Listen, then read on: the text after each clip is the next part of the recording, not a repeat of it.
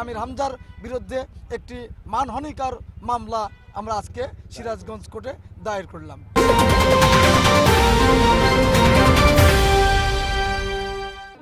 আপনারা সামাজিক গণমাধ্যমে ইতিমধ্যেই দেখেছেন যে আমির হামজা, যিনি কুষ্টিয়া থেকে জামাতে ইসলামের পক্ষ থেকে নির্বাচনে প্রতিদ্বন্দ্বিতা করছেন, সেই আমির হামজা আমাদের জিয়া পরিবারের একজন সদস্য জনাব আরাফাত কোকোর বিরুদ্ধে একটি কুরুচিপূর্ণ একটি মন্তব্য করেছেন।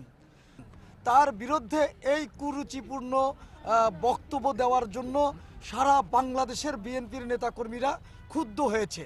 এতে আমাদের ভাবমূর্তি নষ্ট হয়েছে, জিয়া পরিবারের ভাবমূর্তি নষ্ট হয়েছে। সেই কারণে আমরা সিরাজগঞ্জ জেলা বিএনপির পক্ষ থেকে আমার সিরাজগঞ্জ জেলা বিএনপির সিনিয়র যুগ্ম সাধারণ সম্পাদক জনাব ভিপি শামীম খান বাদী হয়ে এই আমির হামজার বিরুদ্ধে একটি মানহানিকর মামলা আমরা আজকে সিরাজগঞ্জ কোর্টে দায়ের করলাম।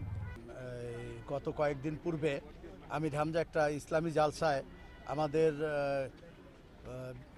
শহীদ প্রেসিডেন্ট জিয়াউর রহমান এবং বেগম খালেদা জিয়ার ছোট সন্তান আরাফাত রহমান কোকোর সম্বন্ধে যে কুরুচিপূর্ণ বক্তব্য দিয়েছে, সেই বক্তব্যের কারণে আমাদের সারা বাংলাদেশের বিএনপির সমস্ত নেতাকর্মীরা, আপনারা জানেন যে, ফুঁসে উঠেছে এবং এর বিচার চাচ্ছে।